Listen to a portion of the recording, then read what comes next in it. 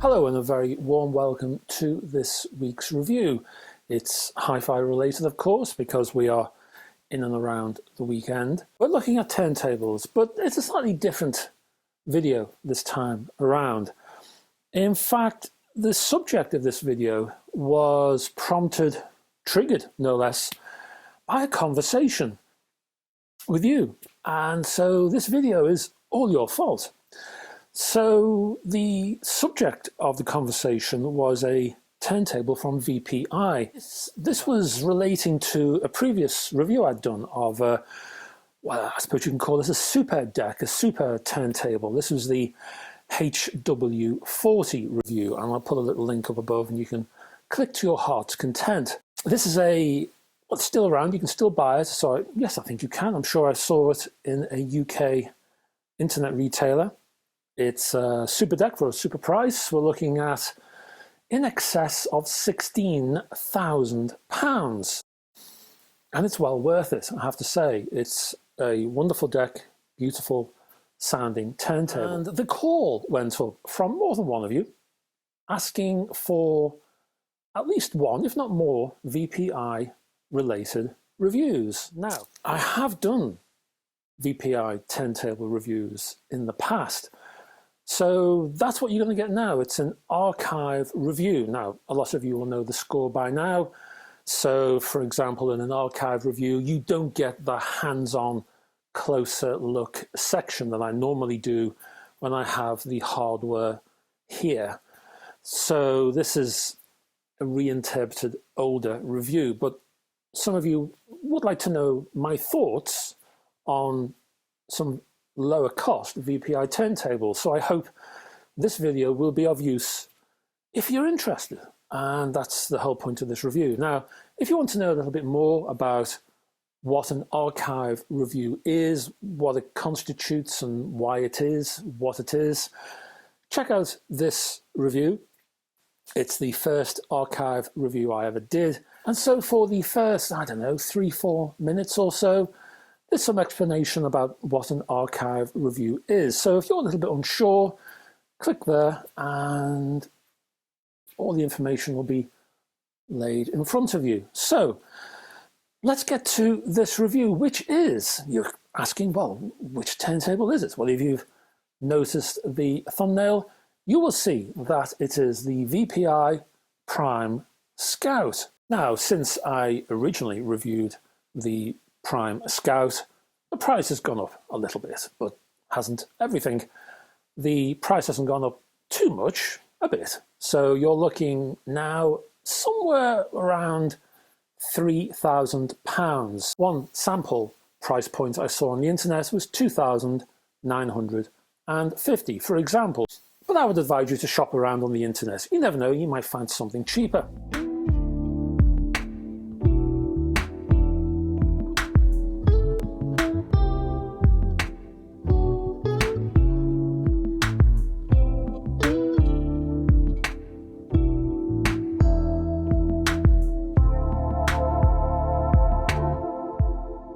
So the VPI Prime Scout then.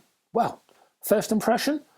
The first impression of the Prime Scout is that it looks solid. It looks rather well built for its price point.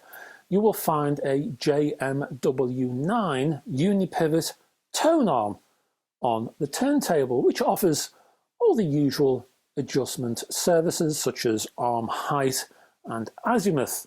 The plinth of the Prime Scout is constructed from MDF and it's wrapped in a vinyl skin, and there's also a steel plate in there to add stiffness and weight. Underneath you'll find Delrin feet which act as isolation feet. On the top is an aluminium platter and there's also a supplied spindle clamp, and I'll talk more about the clamp in the sound quality tests a little bit later on. There's an independent motor unit which stands freely within the plinth's cutout, offering a single belt to the platter. Installing all of these components along with the cartridge is a breeze, with minor exceptions. Yes, you have to be a little careful with the azimuth setting on the unipivot, but the motor also needs slightly more thought and possibly a strobe-based accessory unit just to check the speed to make sure that the motor pod is situated at the right distance from the main plinth. So, as I say, this is a separate pod, and if you're going to move this pod away from or closer to the turntable, the speed will be affected. So a strobe-based accessory or an app like RPM, which I know is available on iOS and I think Android, that can be very useful. Now, I know RPM as an app is maybe not the most scientific piece of software that you've ever seen in your life, but it's still very nice indeed, and I do highly recommend it as a speed-related app. Now, even the care you need for setup isn't a major concern for new Prime Scout users. Generally, the parts fit together very well. The tone arm sits very nicely on its pivot. Then you push a mini DIN plug into the supplied socket on the plinth. A piece of fishing wire hooks over the adjacent spindle-based anti-skate mechanism. Now, I absolutely love the supplied template to help you install the cartridge. One end slips over the center spindle and the other end cozies up to the tone arms support section. You then swing the arm over the matrix grid and you maneuver your cartridge accordingly. Now, I wasn't supplied with tone arm cables for my review, so I supplied my own. Now, some might see this omission as an issue, but to me, it's more of an opportunity to find the right cables from your favorite cable brand. You may even have your own tone arm cables going spare, of course. So that's the basic techie background of the Prime Scout. Well, how does this thing sound? Well, let's run over at pace to the sound quality tests and we'll find out.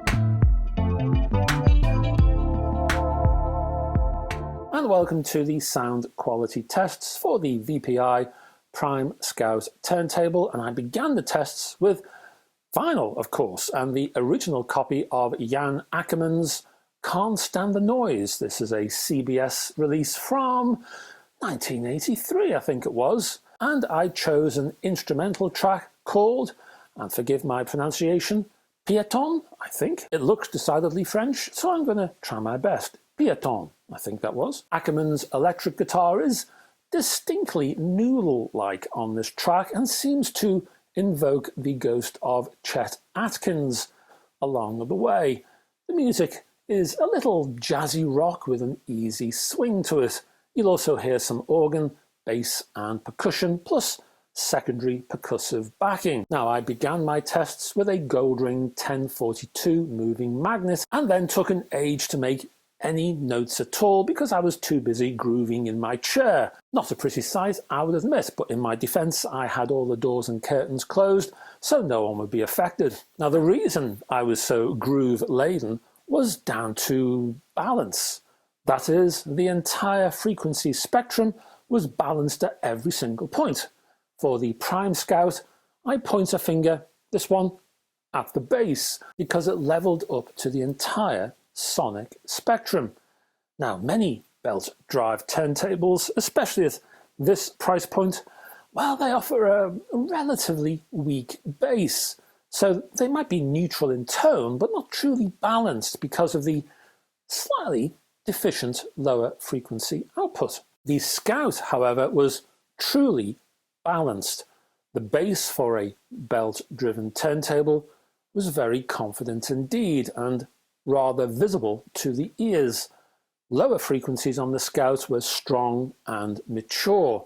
For this track, bass anchored the presentation, giving impetus but also a solidity that was highly satisfying. Specifically, the bass drum was not just a tone but an organic form, while the bass guitar hummed with an electrical resonance every time a string was plucked. I hold the firm and substantial plinth mostly responsible for the sheer bass solidity. The dense mass of the plinth certainly added to the organisation of the soundstage as well. Each instrumentalist on this song was firmly in place.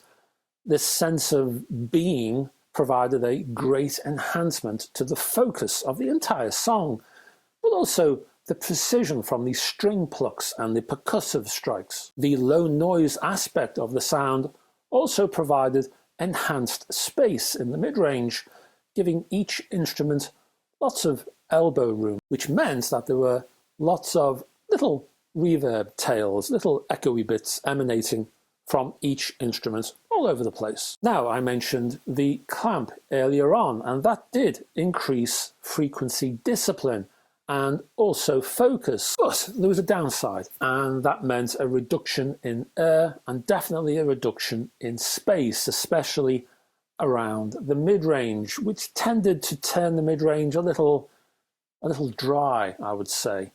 The effect reminded me a little of many modern German turntables I've heard. And if you do love German turntables because, well, maybe you're German, for example, then adding the clamp would certainly push the personality of the sound in that direction. Personally, given a choice, I'd rather play the Scout without any clamp added at all. But it's obviously nice to be given a choice, so it's nice to see that VPI has included a clamp. Now, if you do want a little bit of discipline, but you don't want to lose too much air and space, then there are a couple of options.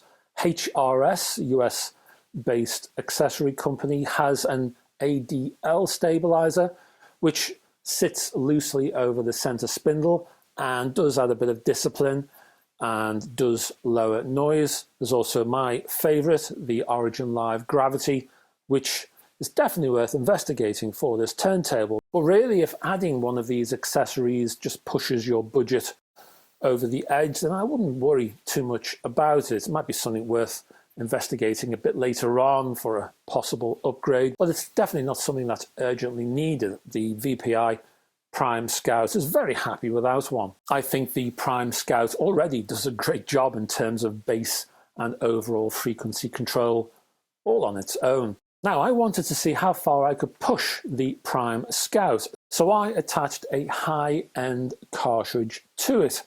I chose the Soundsmith Paua, and this is a £4,000 moving coil.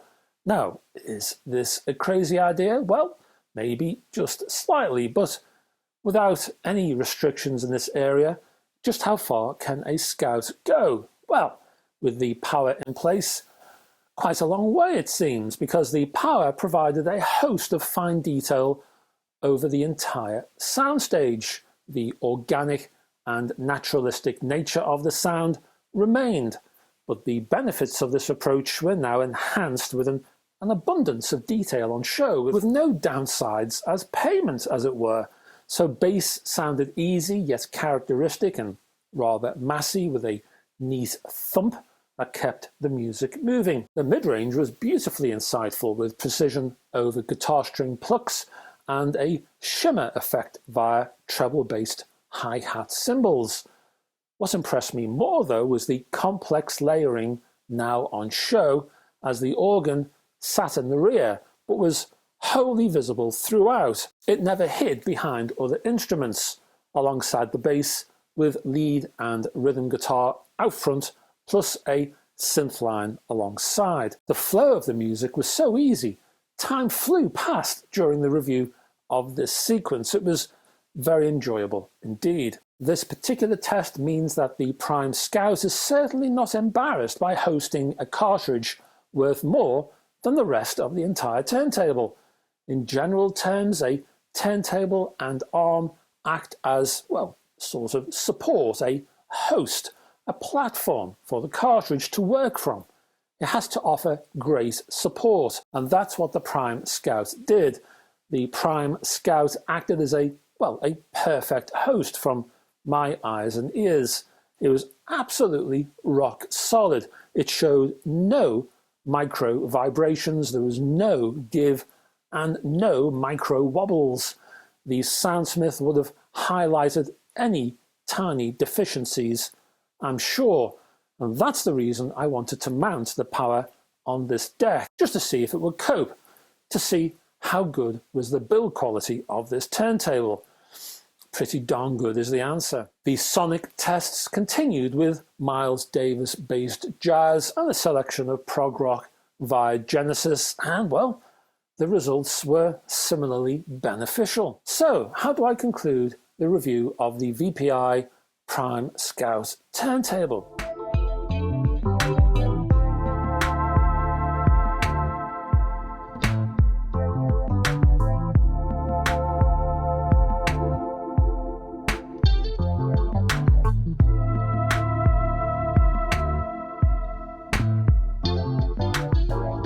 Well, firstly, if you buy this turntable, do not make do with a budget moving magnet cartridge. As soon as you're able, grab a quality cartridge and make it moving coil. An Audiophile cadenza bronze, for example, for 1,800. Or even better, a Mk.II black for, how much is it now, 2001, 2.5, something like that.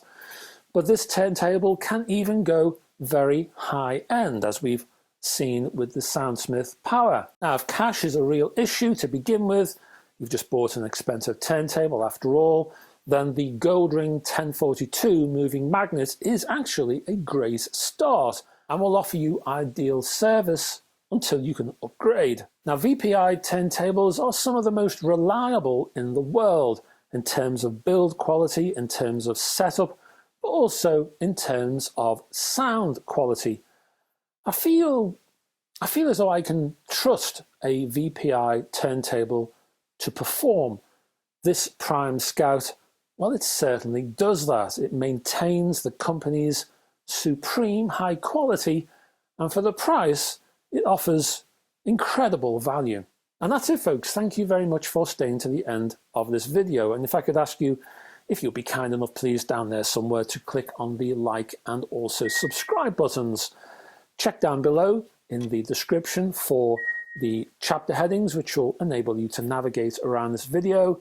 You'll also find social media links down there, a link to my Facebook group, which you're welcome to join. There's also a link to my website, which has a host of content you won't find on this channel. Please also consider clicking on the Patreon button to support me on this channel, because without it and without the valuable support from my patrons, this channel doesn't exist. I need Patreon to keep going, basically, so any help is very much appreciated. One thing I try to remember but sometimes forget to say is down below somewhere there's a community tab. If you click on that, it will keep you informed as to what's going on with future videos and newsy bits relating to this channel. I often post little snippets in there when I get a moment, but that's the place you will find some news about what's happening in the near future. So the community tab down there somewhere. I don't think the community tab is available on the app for some weird and obscure reason. Why? I really don't know, but I think you can access it easily through your normal browser, for example. Anyway, so I'll be back for Tuneful Tuesdays next Tuesday, of course, and we'll probably be looking at a magazine, I reckon. So I hope to see you then. Until that time, folks, bye-bye for now.